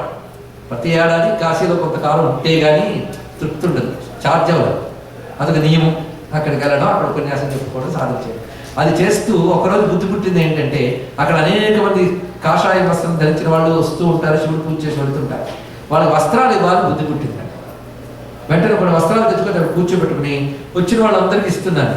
ఆ తెల్లవారుజామున ఒక ఆయన వస్తున్నాడు కాషాయం వేసుకుని. ఏమి వర్చస్సాను, తెల్లగా మెరిసిపోతున్నాడు, జ్యోతిలో ఉన్నాడు. చూడడానికి మాత్రం ఒక మకిలిగా కనిపిస్తున్న కాషాయం. ఆయన వస్త్రం ఇస్తే ఆయన సంస్కృతంలో మాట్లాడాడు. ఆశ్చర్యపోయాడు. ఎంత అందమైన సంస్కృతం, ఆ పలుకు వేరు. అయం వస్త్రేణ అలం శీతవాతాప నివారణార్థం అయం వస్త్రం అస్తి. నాకు ఈ వస్త్రంతో చాలు, చలి ఎండ కాచుకోవడానికి సరిపోతుంది. అయమకు వస్త్రం అస్తి అన్నాడు చర్మాన్ని చూపిస్తూ. అంత గొప్పగా చెప్పి అలా నాకు ఇంకా చాలు, ఇంకా అక్కర్లేదని చెప్పాడు. అంటే రిఫ్యూజ్ చేయడం కూడా మర్యాద, కాఠిన్యం లేదు. నువ్వు అట్లా నాకు అక్కర్లేదని అనలేదండి, ఎంత మర్యాద. ఇంకా మహా తేజస్సుని చూస్తూ నోట మాట రాలేదు, తిరిగి మాట్లాడే లోపల ఆగిపోయింది. అందుకు పోల్చడం కష్టం, మహాత్ముడు అంత తేలిగ్గా పోల్చడం. ఏదో కృప ఉంటే వాడు చూపు మన మీద పడుతుంది. అలాంటి వాళ్ళు అందరూ సంచరిస్తూ ఉంటారు. అందుకు ఆ భవ్యమైన భూమికలో ఋషులు, మహాత్ములు, దేవతలు అందరూ సంచరిస్తుంటారు, విశ్వనాథుని సేవ కోసం వస్తుంటారు. ఎవరెవరు ఎలా చేస్తారో ఇక్కడ వర్ణిస్తున్నాడు. మనం కూడా ఆ వర్ణంలో పాల్గొందాం. శివుని నివాళించు శేషాగి నడురే బహు ఫణారత్న దీపముల చేత అంతర్హితములై అర్చించు ఈశాను ఫలపుష్పముల కల్ప వృక్షాలు. కల్ప వృక్షాలు వచ్చి మనకు కనబడకుండా వాటి పువ్వులతో పళ్ళతో శివుడికి సేవ చేస్తుంటాడు. కామధేనువులైదు ఖండేందు శేఖరు ఉదశ్యధారల నొనరాచ్. కామధేనువులు వస్తాయి, నంద, సునంద, సురభి ఇలా చెప్పబడుతూ కామధేనువులు ఉన్నాయి. ఈ కామధేనువులు వచ్చి వాటి అమృత సమానమైన క్షీరములతో శివుడికి అభిషేకం చేస్తుంటాయి. నిధులు 9 కంఠే కాలును కనిచ్చు నిర్మలమణులు కానికలుగా. అష్టసిద్ధులు నవనిధులు అంటారు కదా, నవనిధి దేవతలు శంఖనిధి, పద్మనిధి, మకరనిధి, ఇలా 9 నిధి దేవతలు ఉంటారండి. ఈ నిధి దేవతలు వచ్చి రకరకాల మణులతో స్వామికి అర్చన చేస్తారట. కాశికా పట్టణంబు శంకరుని నెలవు కలి ప్రవేశింపదానంద కారణమున శ్రీనివాసంబు వారాణసీపురంబు ముక్తి సంధాయకంబు అవిముక్తకంబు. కాశీలో కలి ప్రవేశించదు. ఈ మాట వినగానే కాశీలో ఇప్పుడు చూస్తే కలి దోషాలు అన్నీ ఉన్నాయి కదా, కాశీలో కలి ఉన్నది ఏంటండి అంటే కలి ప్రభావం ఉండదు అర్థం. కలి ఉన్నా కలి ప్రభావం ఉండదు. మన పురాణాల్లో ఆశ్చర్యకరమైన మాట ఉంది. కలి ప్రవేశించిన 5000 సంవత్సరాల తర్వాత ఆలయాల్లోని బింబాల్లోని శక్తి వెళ్ళిపోతుంది అన్నాడు. ఇలా చెప్పాను నేను అనుకోవచ్చు. అంటే ఇదివరకు ఆలయంలో సహజంగా ఉండే శక్తి ఇప్పుడు మనం కష్టపడితే వస్తుంది, పోతుందంటే పూర్తిగా నశిస్తుందని కాదు. బింబాల్లోంచి శక్తి అంతర్హితం అవుతుంది అని మాత్రం ఉన్నది. కొంచెం కష్టించాలి. కలి ప్రవేశించిన ప్రళయకాలంలో కూడా చెడకుండా ఉండే క్షేత్రంలో 3 ఉన్నాయట. 3 ఉంటాయట ఎప్పుడు కూడా, ఎంత కలియుగంలోనే. కలి ప్రభావం లేనిది సహజ శక్తివంతమైన 3 క్షేత్రములు. అది కాశీ, 2 బృందావనం, 3వది పురుషోత్తమ క్షేత్రం పూరి జగన్నాథ స్వామి. ఈ మూడు భవ్య క్షేత్రం. అయితే పూరి కలి ప్రవేశించిన 10,000 సంవత్సరాల తర్వాత పూరి క్షేత్రం ఉండదు, అంటే ఆ శక్తి తులసి కనబడదు. ఇవన్నీ చెప్పారండి లెక్క. ఇవి ఎలా నమ్ముతామంటే, నేను ఆశ్చర్యపోయిన సంఘటన ఏంటంటే, ఆ లెక్కల్లో కలి ప్రవేశించిన కొంతకాలంలో సరస్వతి నది అంతరిస్తుంది అని చెప్పారు. చిత్రం ఏంటంటే, ఈ మధ్య శాటిలైట్స్ పంపిన ఫోటోలు దశాబ్దం నుంచి సరస్వతి నాగరికత అనే దాని మీద చాలా పెద్ద రీసెర్చ్ జరిగింది. మనకంటే పాశ్చాత్యులు ఎక్కువ చేశారు. మీకు కావాలంటే నేను చెప్పిన డాక్టర్ డేవిడ్ ఫ్రాలే రచనలోకి వెళ్ళండి. ముఖ్యంగా నేను విద్య రాసిన గాడ్స్ సేజెస్ అండ్ కింగ్స్ అనే పుస్తకం రాశాడు ఆయన. అందులో సరస్వతి సివిలైజేషన్ గురించి రాశాడు, చదవండి. Gods sages and kings. దయచేసి ఇక్కడ మనం జీవించడానికి ఉపాధి కోసం వచ్చాం, కానీ దానితో పాటు మన దగ్గర మనం కాపాడుకుంటూ మన సంస్కృతి మనం తెలుసుకోవాలి. మీరు ఇక్కడ తెలుసుకుని మీ సెకండ్ జనరేషన్కి తెలియజేయడం ఒకటి, ఇక్కడ నుంచి మన దేశానికి కూడా తెలియజేయడం చాలా బాధ్యత ఉన్నది మనకి. అలాంటి చాలా రీసెర్చ్ జరుగుతుంది ఈ దేశంలో. అందులో ఈ సరస్వతి సివిలైజేషన్ వచ్చింది. చిత్రం ఏంటంటే, సరస్వతి నది అంతరిస్తుందని పురాణం చెప్పింది. శాటిలైట్స్ పంపిన ఫోటోగ్రఫీస్ వల్ల ఒకప్పుడు ఒక మహానది ప్రవహించేది అని సరస్వతి నది పరివాహక ప్రాంతం ఏదైతే పురాణాలు వేదాలు వర్ణించాయో ఆ నది పరివాహక ప్రాంతంతో ఫోటోస్ ద్వారా దొరికాయి. దాని మీద పరిశోధన చేస్తే చాలా విషయాలు బయటపడ్డాయి. చిత్రం ఏంటంటే, ఈ పరిశోధన ఒక ప్రభుత్వం ఉన్నప్పుడు బాగా జరిగిందండి. ఆ ప్రభుత్వం మారిన వెంటనే ఆర్కియాలజీ డిపార్ట్మెంట్ తరఫున ఫైల్ ఊహించారు. తెలుసా? అంటే భారతీయులకు సంబంధించి ఏ గొప్పతనం బయటపడ్డా, హిందూ మతం గొప్పతనం బయటపడుతోందని భయంతో మొత్తం ఏది గొప్పతనం పడ్డా నశింపజేసేటువంటి దుష్టత్వం ఏదో జరుగుతోంది ప్రపంచంలో అన్ని వైపుల నుంచి. ఇది కొంచెం ఆలోచించవలసిన ఒక అంశం. మొత్తానికి వీళ్ళు ఇచ్చిన లెక్క ప్రకారం, శాటిలైట్స్ పంపిన లెక్క ప్రకారంగా ఎన్ని వేల సంవత్సరాల క్రితం సరస్వతి నది అంతరించిపోయిందని చెప్పారో పురాణంలో సరిగ్గా అదే లెక్క సరిపోయింది. మీరు ఆలోచించారు. అయితే ఎన్ని వేల సంవత్సరాలు గడిచినా శక్తి పూరి క్షేత్రములు కాశీ బృందావనం, 3వది పూరి క్షేత్రం కూడా మనం అనుకోవచ్చు. ఈ 2 క్షేత్రములు శక్తివంతమైనవి. అందుకే రామకృష్ణ పరమహంస గొప్ప మాట అన్నారు, కాశీ గంగని నీరుగా చూడకూడదు, బృందావనం మట్టిని మట్టిగా చూడకూడదు, జగన్నాథ ప్రసాదాన్ని అన్నం మెతుకుగా చూడకూడదు. మరి ఏమిటయ్యా అంటే, అవి గోవింద స్వరూపమయ్యా. అది బృందావనం మట్టికి ఇప్పటికీ ఆ శక్తి ఉన్నది.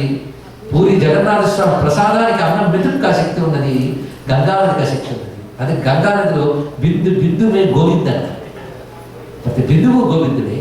అది గంగానది యొక్క పవిత్రత. గంగానది చరిత్ర చెప్పడంలో కూడా మన పెద్దవాళ్ళు అది ఎక్కడో గగనసీమలోంచి విష్ణు పదంలోంచి వచ్చిందన్నారు. విష్ణు పదం అంటే విష్ణు పదం మన వేదమే చెప్పింది. వియత్ అంటే మనకు కంటికి కనబడుతున్న అంతరిక్షంలో కనబడిన ఎన్నో చోట్లు ఉన్నాయి. అక్కడ ఎక్కడి నుంచో దిగొచ్చింది. ఆ దిగివచ్చిన వేగం తట్టుకుని భూమికి రావాలంటే రోదసి రుద్రపత్ని, దీని సైంటిఫిక్ ఇంటర్ప్రిట్ చేయండి. అక్కడ నుంచి పడుతున్నప్పుడు దీన్ని పట్టి నిలపాలి అంటే పరమేశ్వరుడు దాన్ని స్ట్రీమ్ లైన్ చేశాడు. ఆ చేసినప్పుడు ఎలా చేశాడు? రోదసి రుద్రపత్ని. రోదసి అంటే భూమి నుంచి అంతరిక్షం వరకు మధ్యలో ఉండే చోటుని రోదసి అంటారు. ఆ రోదసి యొక్క అష్టమూర్తులు పడి ఉంటాడు శివుడు. పంచభూతాలు సూర్య చంద్ర యజమాన స్వరూపం ఉంటాడు. ఆయన తన జటాజుటంలో, ఆయన వ్యోమకేశుడు అని పేరు చూడండి, ఆ వ్యోమంలో దాన్ని కంట్రోల్ చేసి జాగ్రత్తగా ముప్పాడు భూమి మీద. భగీరథుడి తపస్సు వల్ల మనకు లభించింది ఆ తల్లి. ఎక్కడో వియత్పదం నుంచి దిగవచ్చు. అయితే ఆ వియత్పదమైన విష్ణు పదంలోకి ఎలా వెళ్ళిందంటే బ్రహ్మగారి కమండలంలోంచి వెళ్ళిందన్న. అంటే బ్రహ్మ విష్ణు శివస్వరూపమైన ఒక ప్రవాహం భగీరథుడి తపస్సు వల్ల భూమికి వచ్చింది. మొత్తానికి గంగలో ఏదో ఉందండి, మామూలు నీరు కాదు. శివుడు చెప్తాడు గంగ గురించి కాశీఖండంలో, గంగ నీరు కాదు నిప్పు అన్నాడు. ఎందుకంటే నీ పాపాలని తగలబెట్టగలిగే నిప్పయ్యా గంగ అన్నాడు. సామాన్యమా? అందుకు గంగలో ఏదో ఉన్నది అనేది ఆలోచించాలి అందరూ కూడా. ఇప్పటికీ గంగా నది జలాలు తెచ్చి ఇంట్లో పెట్టుకుంటే ఎన్ని ఏళ్ళైనా నశించకుండా ఉంటుంది. అందరికీ తెలిసింది. గంగా నది కూడా మెడిసినల్ వాల్యూస్ గురించి ఎన్నెన్నో పేపర్స్ మనకు వచ్చాయి. ఆఖరికి కాశీ క్షేత్రాన్ని ధ్వంసం చేసిన పాపాత్ములు కూడా వాళ్ళు ఢిల్లీకి పీపాల కొద్ది గంగా జలాలు తీసుకొచ్చి వేయి తాగేవారు. దానిలో గొప్పతనం అంతగా ఉన్నది. అలాగే జైపూర్ రాజా మాన్సింగ్, ఆయన ఒకప్పుడు ఇంగ్లాండ్కి వెళ్ళినప్పుడు పీపాలతో గంగని తీసుకువెళ్ళి, వెండి పీపాలు తీసుకువెళ్ళి అక్కడ ఉన్నంతకాలం అదే తాగేవాడు లండన్లో. ఆ పీపాలు ఇప్పుడు షోగా పెట్టారు అక్కడ వాళ్ళ యొక్క కోటల మ్యూజియంలో. వేరే విషయం. మొత్తానికి గంగాజల అనుకున్న పవిత్రత చాలా. ఇప్పుడు ఔషధ విలువలు దానిలో చూస్తున్నాం, కానీ ఇంకా ఏదో శక్తి ఉంది. అదే హిమాలయాల్లో ఎన్ని నదులు పుట్టే వేటికి లేని శక్తి ఏదో గంగకి ఎందుకుంది ఆలోచించాలి. అంటే మన కంటికి కానరాని ఒకనొక దివ్యత్వం గంగలో ఉంది కనుకనే అది భూమికి చెందిన నది కాదు, భూమిపైకి దిగిన నది. ఆ భవ్యమైన భావన అనాదిగా భారతీయులకు ఉన్నది. అందుకే భారతీయులు ఎక్కడున్నా గంగను తలుచుకుంటారు. గంగా దేవత. ప్రతి మనం చూసే దివ్య వస్తువులకి అధిదేవతలు ఉంటారు, ప్రిసైడింగ్ డైటీష్ అంటాం. గంగా దేవత ఎలా ఉంటుంది అంటే మకర వాహనంపై కూర్చుని చేతిలో దివ్య కలశం పట్టుకుని మరొక చేతిలో కమలం పట్టుకుని ఆ తల్లి కూర్చుంటే జలదేవతలు వీచుతూ ఉంటారు. అందుకే కృష్ణ పరమాత్మ భగవద్గీతలో శ్రోతసామస్మి జాహ్నవి అని చెప్తారు ఇక్కడ. అంటే నేను ప్రవాహాల్లో గంగను అన్నాడు విష్ణు. విభూతి యోగంలో మనకు కనబడుతుంది. ఇలాగా గంగాదేవిని కీర్తించుకుంటే మనం ధన్యం అయిపోతాం. ఇప్పుడు మనం ఈ కాశీయాత్ర నెపంతో ఇప్పుడు గంగాదేవిని కూడా సంపూర్ణంగా కీర్తించుకున్నాం. మొత్తానికి విశ్వేశ్వరుండెందు విచ్చేసి ఉన్నాడు కైలాస శైల శృంగంబు విడిచి ప్రవహించునెందేని భాగీరథి గంగ ఉపకంఠమున హారమోయనంగా. అంత గొప్పగా చెప్తున్నాడు శ్రీనాథ్. చూడండి, విశ్వేశ్వరుండెందు విచ్చేసి ఉన్నాడు కైలాస శైల శృంగంబు విడిచి. కైలాస శిఖరాన్ని విడిచి విశ్వేశ్వరుడు ఎక్కడున్నాడో అది కాశీ. ప్రవహించునెందేని భాగీరథి గంగ ఉపకంఠమున హారమోయనంగా. చూసారా శ్రీనాథుడి శీసపంజాల తూగు గంగ ప్రవహిస్తున్నట్లేదు. ఉపకంఠమునకి సమీపంలో భాగీరథి గంగ ప్రవహిస్తూ ఉన్నది. పైగా మరొక అందమైనటువంటి మాట ఏమిటి అంటే, ఆకున్న వారికి అమృత భిక్షాన్నంపు కృపసేయునెందేని గిరితనంజ. ఆకలి ఉన్న వారికి అమృత భిక్ష అన్నపూర్ణమ ఎక్కడ పెడుతున్నదో, విశ్వేశ్వరుడు కైలాసం విడిచిపెట్టి ఎక్కడికి వచ్చాడో, గంగ వియత్పదం నుంచి పొంగులు వారుతూ వచ్చి ఎంత వేగం వారణాసి చేరతానని వచ్చినదో, ఉండు వినాయకుండెందు నొసలిపై యువరాజు పట్టంబు సవదరించి. ఎంత అందమైన పట్టండి. యువరాజు పట్టంబు సవదరించి. యువరాజుగా నిలబడి ఉన్నట్ట పట్టం కట్టుకుని ఎవడు? డుంటి వినాయకుడు. అందుకే కాశీక్షేత్రంలో 4 యోగాలు ఉన్నాయని చెప్తారు. ఆ 4 షడంగ యోగం ఉంటాయి. కాశీ షడంగ యోగం, అష్టాంగ యోగం లాగా షడంగ యోగం ఉంటాయి. కాశీలో ఒక్క ప్రాణాయామం పూర్ణ అష్టాంగ యోగంతో సమానం. కాశీక్షేత్రంలో మణికర్ణిక దగ్గర ఒక్క జపం చేస్తే 1,000,000 రెట్లు ఫలం. అందుకు జీవితంలో కాశీకి వెళ్ళి సాధన చేయాలి. సాధన కోసం కాశీ, విహారం కోసం కాశీ కాదు. వెళ్ళగానే దత్తాత్రేయుడిలా కనబడుతుంది కాశీ. చూడండి, దత్తాత్రేయుడి దగ్గరికి వెళ్ళినప్పుడు పిచ్చి వేషాలు వేస్తూ మద్యపానం చేస్తూ చెత్తగా వాతావరణం ఉంచుకుంటే కొంతమంది వచ్చేసాక ఈయనేం గురువు అని మనకు అదే కావాలి. అంత లొల్లిగా విడిచిపెడితే అంత సంతోషం. చూడగానే పిచ్చి పిచ్చిగా కనబడతాడు. కానీ కార్తవీర్యార్జునుడికి గర్గ మహర్షి చెప్పాడు, ఆయన అలా కనబడతారు కానీ విడిచిపెట్టకుండా జాగ్రత్తగా ఉంటే అక్కడ అవధూతులు అలాగే కనబడతారు అన్నట్ట. ఆయన జాగ్రత్తగా వెళ్ళి ఆయన పిచ్చి వేషాలు వేసినా వదలకుండా పట్టుకున్నట్ట. అప్పుడు ఆయన తన అసలు స్వరూపం చూపించట. అలా కాశీ చూడడానికి అదోలా కనబడ్డా 1-2 రోజులు ఉంటే కాశీ రసం తెలుస్తుంది. ఆ అనుభూతిని వదలలేము, అంత భవ్యమైనది కాశీ. అందాక జ్యోతిర్లింగాల్లో ఓంకార జ్యోతిర్లింగం కూడా ఉందండి. అక్కడ అకార ఓంకార మకార లింగాలు తెరగా. చిత్రం ఏంటంటే అది చుట్టూ ముస్లింలు మధ్యలో ఉంది. అక్కడికి మన వాళ్ళు ఎవ్వరూ వెళ్ళారు. ఒకనొక సమయంలో 12 ఏళ్ల క్రితం కాశీ ఖండం చదివి అందులో ఓంకార స్తుతి ఉంది. అది వ్యాసుడు చాలా బాగా రాశాడు. శ్రీనాథుడు ఏం తీసిపోలేదండి. ఏం మహానుభావుడు, ఒక అద్భుతమైన గద్యలో రాస్తాడు. అది ముచ్చట పడింది ఎక్కడుందా అని నేను వెతుక్కోవడానికి చాలా కష్టపడ్డాను. అందులో గ్రంథంలో మత్స్యోదరి తీర్థం ఉంది, కానీ ఇప్పుడు మత్స్యోదరి ఖానా అంటారు దాన్ని. ఆ పేరు దగ్గర పట్టుకుని అక్కడికి వెళ్తే అక్కడ కనబడ్డాయి అకార ఉకార మకార లింగాలు.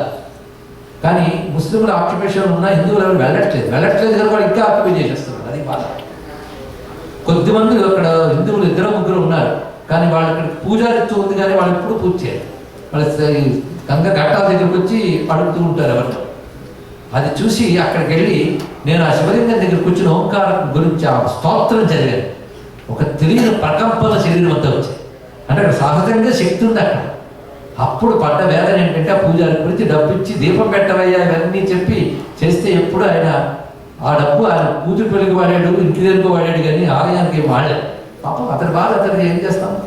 ఆ సమయంలో అక్కడ ఉన్న తెలుగు వాళ్ళకి చైతన్యం కలిగించాలని నేనంటే వెళ్ళొచ్చేవాడిని. ఉన్న వాళ్ళకి చైతన్యం కలిగించాలని ప్రయత్నపడితే అప్పేశ్వర శాస్త్రి గారు ఒక ఇంజనీరు కాశీవాసం చేస్తున్నారు. ఎన్నో భోగాలు హైదరాబాద్లో ఉన్నా విడిచిపెట్టి అక్కడే మగ్గిపోతున్నారంటే వాళ్ళు ఏ రసం అనుభవిస్తున్నారని మీరు ఆలోచించారు. ఆయనతో చెప్తే ఆయన ఒక్కరు స్పందించి అక్కడ ఉన్న ప్రభుత్వాన్ని వాటన్నింటినీ కదిలించి కొన్ని అనుమతులు తీసుకుని అకార ఉకార మకార లింగాల్లో ఆ ఊ మధ్యలో మా ఉంటుంది. అది ప్రధాన శివలింగం. అక్కడ జీర్ణోద్ధరణ చేయడం జరిగింది ప్రత్యేకించి. నా స్వాధ్యతమే కాకుండా స్ఫూర్తి పొందిన కొందరు కూడా కలిపిన ధనంతో ఇటీవల అక్కడ ఆ ఓంకార క్షేత్రంలో శివలింగాన్ని ఆ చుట్టూ ఉన్న ఆలయాన్ని మనం పునరుద్ధరణ చేశారు. తెలుగు వాళ్ళు అందరూ కలుసుకుని అక్కడ ముస్లింల మధ్యలో ఉన్నటువంటి ఓంకార క్షేత్రాన్ని పునరుద్ధరణ చేసేవారు తృప్తిగా ఇక్కడ చెప్పుకుంటున్నారు. అక్కడ కోపం ఉందని పురాణం వర్ణించింది. అది తప్పుపోయింది. అక్కడ వాళ్ళ తాతగారిని అడిగితే ఒకప్పుడు ఉండేదండి అన్నాడు. ఆ చోటే బోరు తగ్గితే అద్భుతమైన నీళ్ళు వచ్చేది. ఇప్పటికీ శివుడికి వాటితో అభిషేకం జరుగుతుంది. ఇంకా అకారోకార లింగాలు కూడా ఉద్ధరణ జరగాలి. ఇంకా కాశీలో జీర్ణోద్ధరణ చేయడం అనేది కంకణం కట్టుకుని అక్కడ పనులు చేస్తూ ఉన్నాం. అది కూడా ఇక్కడ తృప్తిగా మీతో చెప్పుకుంటున్నాం. దానికి కాశీ జీర్ణోద్ధారణ కమిటీ అని అక్కడ ఏర్పడింది. దానికంటూ అక్కడ వాళ్ళనే పెట్టడం జరిగింది. ఇక్కడ సలహా సంప్రదింపులు సహాయాలు మాత్రం చేస్తూ ఉన్నాం. ఇలా ఉద్ధరించుకోవాల్సింది చాలా ఉంది. అయితే ఉద్ధరణ మన కోసం, ఆయన కోసం కాదు. శక్తి అక్కడ ఉంటుంది. ఇలాగా భవ్యమైన జ్యోతిర్లింగాలు, భవ్యమైన విశేషాలు ఎన్నో ఉన్నదామో షడంగ యోగం ఏంటో తెలుసుకున్నాను. ఇక్కడ షడంగ యోగం అదేమిటి అంటే వివరిస్తున్నాడు ఇక్కడ అద్భుతంగా. విశ్వభర్త అంటే విశ్వనాథుడు, విశాలాక్షి, విభుద గంగ అంటే దేవనది, దండపాణి, చమూనాయకుండు. దండపాణి చమూనాయకుడిని సేనాపతి అని చెప్పారు. అది ఇప్పుడు ఎవరు 4 అయ్యారు. విశ్వనాథుడు, విశాలాక్షి, గంగానది, దండపాణి, డుంఠి, ఇంకొకడు కాలభైరవుడు. వీళ్ళు కమలలైన కాశీనగర షడంగ యోగమును వీళ్ళు షడంగ యోగములు అని చెప్పారు ఇక్కడ.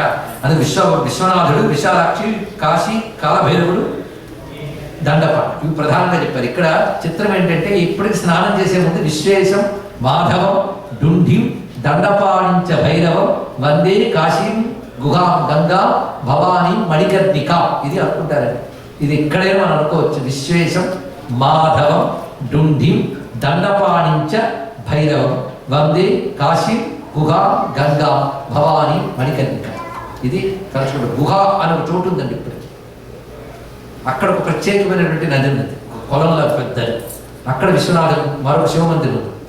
తర్వాత హనుమన్ మందిరాలు చాలా ఉన్నాయి. దానికి కారణం తులసిదాస్. ఆ మహానుభావుడు హనుమత్ సాక్షాత్కారం పొందాడు. అక్కడ పొందడమే కాదు, సంకటమోచన మందిరం నిర్మాణం జరిగింది. ఆ తర్వాత ఎన్ని హనుమాలయాలు, హనుమాన్ చాలీసా పుట్టింది, రామచరిత మానస పుట్టింది అక్కడ. అది హనుమాన్ మందిరాలు చాలా ఉన్నాయి. హనుమద్ అనుభవం పొందుతున్న వాళ్ళు కూడా చాలా మంది ఉన్నారు. ఇలా కాశీనగరం చరిత్రలో చూసినా ఘరానా అనేటువంటి హిందుస్థానీ సంగీతానికి చాలా ప్రధానమైనటువంటి చోటు. కాశీ సంగీతం, కాశీ భాష, కాశీ కల్చర్, కాశీ పట్టు, ఇవన్నీ మన భారతీయ సంస్కృతిలో చాలా ప్రధానమైన భాగాలు. వాటి ప్రత్యేకత మనం కాపాడుకోవాలి. కాశీ ప్రత్యేక హిందుస్థానీ సంగీతం నేర్చుకోవడానికి పాశ్చాత్యులు నేర్చుకుంటున్నారు. ముఖ్యంగా కార్తీక పూర్ణిమ నాడు కాశీలో ఘట్టాల్లో దేవదీపావళి జరుగుతుంది. అనేక దీపాలు పెడతారు, భవ్యమైన శోభ. అక్కడ దశాశ్వమైన ఘాట్లో ప్రపంచ ప్రసిద్ధి చెందిన హిందుస్థానీ సంగీత విద్వాంసులు గానం చేస్తారు. గంగమ్మకి గానంతో నివాళులు అర్పిస్తారు. కాశీ విశ్వనాథ గంగే, హర హర మహాదేవ శంభో కాశీ విశ్వనాథ గంగే అంటూ గంగమ్మకి హారతలు ఇస్తుంటారు. గంగని విశ్వనాథుని భక్తులు కొలుచుకుంటూ ఉంటారు. ఇది కాశీ కల్చర్, ఆ యాంగిల్తో పరిశీలించాలి. బెనారసీ కల్చర్, అసలు వారణాసి బెనారసీ చెప్పేసి వాళ్ళ పేరు, వాళ్ళ నోట పడి. అందుకే ఆ భవ్యమైన వారాణసి సంస్కృతి యుగ యుగాల నుండి భారతదేశంలో రకరకాలుగా ప్రసరిస్తుంది. అయితే కొన్ని కాలాల్లో కొన్ని దుర్దశలు ఒక దేశానికి, ఒక చరిత్రకు, ఒక నాగరికతకి కలగడం సహజం. అది ఆనాటి మానవుల యొక్క పాప ఫలంగా లభిస్తుంది. దానికి మించి ఇంకోటి అనడానికి లేదు. అలాగా కొన్ని దుర్దశలు ఉండవచ్చు, కానీ ఎప్పటికైనా భవ్యమైన కాలం ఉంటుంది. అది కాశీ శాశ్వత క్షేత్రం, నిత్య క్షేత్రం. అలాంటి కాశీని ఎక్కడ స్మరించినా విశ్వనాథుడు సంతోషిస్తాడట. ఆయనకి ఇష్టమైన పేరు కాశీ. కాశీ అంటే ఆనందిస్తాడట స్వామి. అందుకే వాళ్ళకి ఎన్ని మార్లు కాశీ అనుకున్నాం, ఎన్ని మార్లు గంగ అనుకున్నాం. కాశీలో ఉన్న అన్ని యోగములు ఇక్కడ అనుభవించేసాం. షడంగ యోగం అయిపోయింది. ఆ భవ్యమైన ఏది ప్రధానం అనుకున్నామో, ఈ ఆరు ప్రధాన దేవతలు, ప్రధానమైన తీర్థములు, వీటి వేటిని మనం విడిచిపెట్టలేదు. అందుకే కాశీఖండం సారాంశం అంతా తీసుకుని ఇక్కడ మనం చెప్పుకున్నాం. అగస్త్యులు వారు చెప్తున్న ఒక మాట ఉంది. నిజమే పలికెద బాబులెత్తి శృతివాణి గోపతి ధ్వజుఠీశ గణేశ్వరుల్ గురిగా, ఓ వారాణసీదేవి, ఓ గజచర్మాంబరు కుర్మి పట్టణమా, నింబోల అంబుజ గర్భాండమునందు లేవు నగరంబులు తీర్థరాజంబులు. అంత గట్టిగా చెప్పాడు చూడండి. నిజమే పలికెద బాబులెత్తి. ఇదిగో చెప్తున్నా, చేతులెత్తి చెప్తున్నాను. సాక్ష్యం ఎవరో తెలుసా? శృతివాణి గోపతి ధ్వజ డుఠీశ గణేశ్వరుల్ గురిగా. వాళ్ళని సాక్ష్యం తీసుకు చెప్తున్నారు. శృతివాణి అంటే వేదవాక్యం, గోపతి ధ్వజ అంటే వృషభధ్వజుడు శివుడు, డుంఠి గణేశ్వరుడు అంటే కాలభైరుడు, దండపాలి. వీళ్ళందరి సాక్షిగా చెప్తున్నాను. శృతివాణి గోపతి ధ్వజ డుంఠీశ గణేశ్వరుల్ గురిగా, ఓ వారాణసీదేవి, ఓ గజచర్మాంబరు కుర్మి పట్టణమా, నింబోల అంబుజ గర్భాండమునందు లేవు నగరంబులు తీర్థరాజంబులు. నీలాంటి నగరం, నీలాంటి తీర్థం, నీలాంటి చరిత్ర కలిగిన భవ్య క్షేత్రం మరొకటి లేదమ్మా ఈ బ్రహ్మాండంలో అని అగస్త్య మహర్షి నమస్కారం చేస్తాడు కాశీ క్షేత్రానికి. అలాంటి కాశీని విడిచిపెట్టవలసి వచ్చినందుకు అగస్త్యుడు ఏడుస్తాడండి. వింధ్యపర్వత గర్భవానికి దక్షిణాపథానికి రావడానికి ఆయన ఏడ్చి వస్తాడు కాశీ నుంచి. ఆ ఏడ్చి వస్తున్నప్పుడు అంటాడు, ఎన్నడు చూతునో ఇంకొక్క మాటే ప్రకట కైవల్య అంబు రాశి కాశీ, ఎన్నడు చూతునో ఇంకొక్క మాటేను జగదేక పావని జన్ను కన్య, ఎన్నడు చూతునో ఇంకొక్క మాటేను వటుక భైరవనాథం. ఇలా దుఃఖపడుతూ వస్తాడు. వచ్చేటప్పుడు అమ్మా వెళ్ళొస్తాను అని చెప్పి వెళ్తాడండి కాశీకి. ఒక్కొక్కటి కదలిక కాంతార కదలిదా అనుకూడి. ఇక్కడ ఆటతోడ కనబడిందిట. నువ్వు నాతో వస్తావా? వెళ్ళిపోదాం. నువ్వు ఎందుకు వస్తావు ఇలాంటి చోటు విడిచిపెట్టి? నాతో ఎందుకు వస్తారమ్మా? పరమ నిర్భగ్యుడైన నా పద్య బట్టి ఎట్టు వత్తు ఎలా వస్తారు ఇక్కడ అంటూ ఇంక వెళతానని చెప్తూ, ఎన్నడు చూతునో ఇంకొక్క మాటే మరువంగ వచ్చుని మధ్యాహ్న కాలంపు శ్రీ విశాలాక్షి కింజేతి భిక్ష. అమ్మ ఒక్క ఆ చేతితో పెట్టే వాటని మర్చిపోగలమా? వీడు వంగ వచ్చిని విఘ్నాంధకార, ఆ డుంటి వినాయకుడిని విడిచిపెట్టగలనా? ఆ విశ్వనాథుడిని విడిచిపెట్టగలనా అని దుఃఖిస్తూ వెళ్తాడండి. ఆ వెళ్ళి క్రమంగా దక్షిణాపథానికి వచ్చి దుఃఖపడుతూ నా అంతర్గతమైన కాశీని ధ్యానిస్తాను అంటాడు. కానీ మనస్సు కాశీ వియోగంతో బాధపడుతుంది. అప్పుడు క్రమంగా కొల్హాపూర్ వచ్చినప్పుడు అక్కడ కొల్హాపూర్ లక్ష్మిని స్తుతిస్తాడు. మాతన్నమాది కమలే కమలాయతాక్షి శ్రీ విష్ణు హృత్కమల వాసిని విశ్వమాత క్షీరోదయే కమల కోమల గర్భగౌరి లక్ష్మి ప్రసీద సతతం నమతాం శరణ్యే. ఇది అగస్త్య మహర్షి కాశీఖండంలో చేసిన కొల్హాపూర్. లక్ష్మీదేవి స్తోత్రం చేస్తారు. అప్పుడు ఆ లక్ష్మీదేవి ప్రత్యక్షమై లోపాముద్రకు బొట్టు పెట్టి సారి ఇస్తుంది. ఈయనకి కాశీ వియోగ బాధపోవడానికి ఉపాయం చెప్తారు వెళ్ళండి. ఏంటంటే తుంగభద్రా నదీ తీరంలో సామిమలం ఉన్నది, అక్కడ సుబ్రహ్మణ్య స్వామి ఉన్నాడు, ఆయన దగ్గరికి వెళ్ళి నీ వియోగ బాధపోతుంది అన్నాడు. ఈయన వెళ్ళాడు. అయితే మనకు వెళ్తే విగ్రహాలు కనిపిస్తే, వాళ్ళకి వెళ్తే దేవతలు కనబడతారు, అది తేడా. అక్కడ వెళ్ళగానే సుబ్రహ్మణ్య స్వామి కనబడ్డట. కబుర్లు అడుకున్నారు, కాశీ వేదం తట్టుకోలేకపోతున్నానంటే అప్పుడు కాశీ మహిమంతా చెప్పేటాడు. సుబ్రహ్మణ్యుడు కాశీ వైభవం చెప్తాడు, అదే కాశీ కథ. అగస్త్యుల వారు చెప్తాడు. అప్పుడు చెప్తున్నప్పుడు ఆరుముఖములు గలవాడ నవ్వుదుగా అని, అధిక వైదగ్ధ్యవంతుడు నవ్వుదుగా అని. నాకు సర్వశాస్త్రాలు తెలుసు, 6 ముఖాలు ఉన్నాయి, ఇన్ని శాస్త్రాలు తెలుసు, 6 ముఖాలు ఉన్నాయి, నేర్పడతనం ఉంది, అయినా కడగి వర్ణింప నోప శ్రీ కాశీ మహిమ. అన్నా నేను కాశీని పరిపూర్ణంగా వర్ణించలేను అని చెప్తాను. విను, నేను చెప్తున్న కాశీ మహిమంతా మా నాన్నగారు మా అమ్మకి చెప్తుంటే విన్నారా, నేను చెప్తున్నాను అన్నాడు. అంటే కాశీ మహిమ శివుడే చెప్పాలి, ఎవడు చెప్పాడు ఇక్కడ? లేదా వాళ్ళ అబ్బాయి గారు చెప్పాలి, ఆ సుబ్రహ్మణ్య స్వామి. వాళ్ళిద్దరూ చెప్పింది అగస్త్యుల వారు విన్నారు, అదంతా వ్యాసుడు రికార్డ్ చేశాడు. దాని వరకు తెలుగులో అందించారు శ్రీనాథుడు. అంత కాశీఖండం నుంచి కొంత తీసుకుని మొత్తం కాశీఖండం చెప్పుకున్న తృప్తితో సర్వం శ్రీ విశ్వనాథార్పణమస్తు. స్వస్తి.